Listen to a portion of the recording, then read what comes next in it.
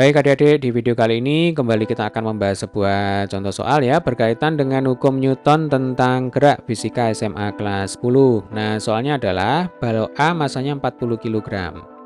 Kemudian balok B masanya 20 kg. Terletak pada permukaan bidang miring yang licin didorong oleh gaya F sebesar 480 Newton seperti terlihat pada gambar berikut. Ya, bisa bayangkan ya.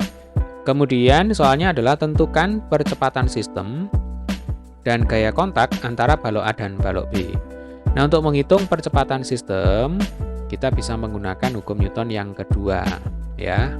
A sama dengan sigma F dibagi dengan M total. Jadi sigma F itu adalah keseluruhan gaya yang bekerja pada sistem yang menyebabkan sistem ini bergerak. Kemudian kalau M total, karena di sini ada dua buah benda ya, dua buah balok, maka nanti M total itu adalah MA ditambah MB. Sehingga di sini bisa kita pandang sebagai satu kesatuan ya. Maka nanti di sini akan bekerja gaya berat. Nah, yang namanya gaya berat itu pasti ke arah bawah. Berat itu sama dengan massa kali gravitasi. Karena ada dua, maka W sama dengan MA ditambah MB kali gravitasi ya. MA-nya 40, MB-nya 20, kalau di total berarti 60. Gravitasinya 10, berarti W sama dengan 600 Newton. Ini adalah berat total. Nah, W ini bisa kita proyeksikan searah dengan bidang miring dan tegak lurus dengan bidang miring. Yang searah bidang miring, itu rumusnya adalah W sin theta. Ya, theta itu adalah sudut kemiringan ya. Kemudian yang tegak lurus bidang miring, ini adalah W cos theta.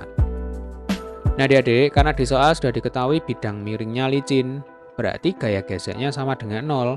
Maka sebenarnya di sini kita tidak perlu untuk menghitung W cos theta ya. Karena biasanya kalau kita menghitung W cos theta, tujuannya adalah untuk menghitung gaya normal. Ya.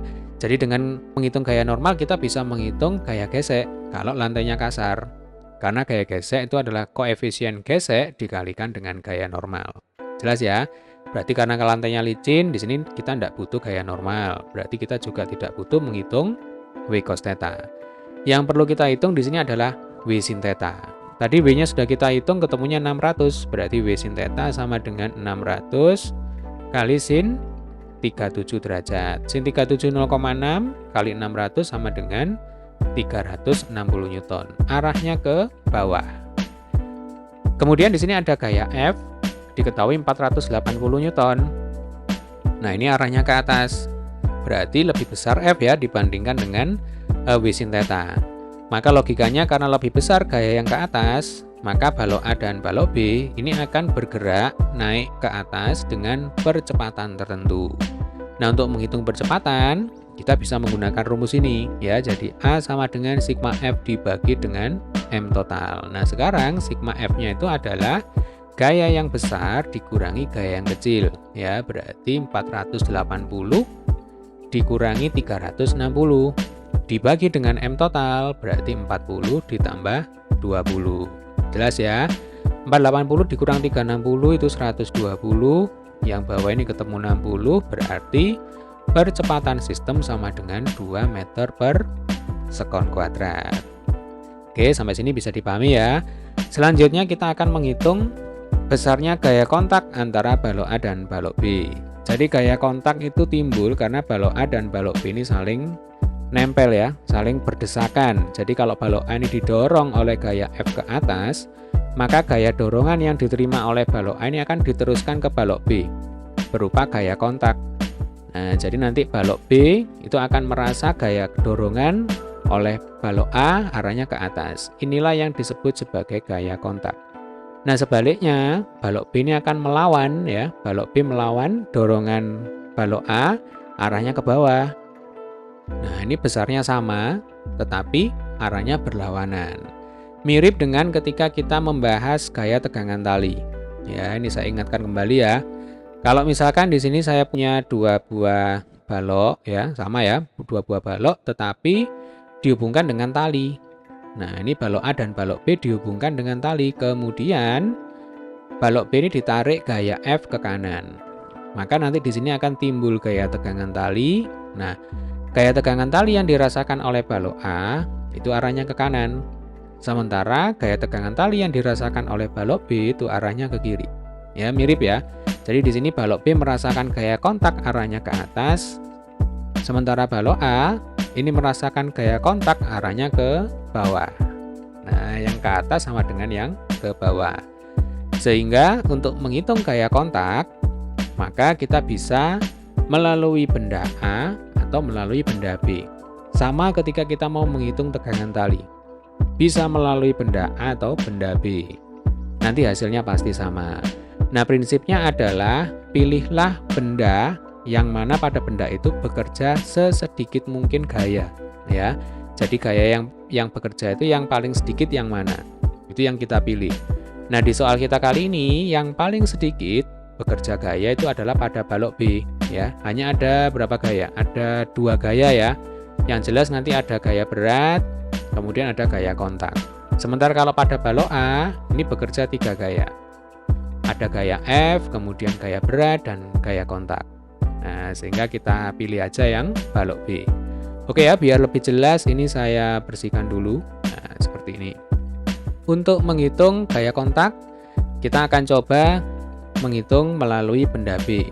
Menggunakan hukum Newton yang kedua ya, tetap di sini. Jadi rumusnya adalah sigma F sama dengan, karena pada benda B, ya berarti M-nya di sini adalah MB, ya, dikalikan dengan percepatan.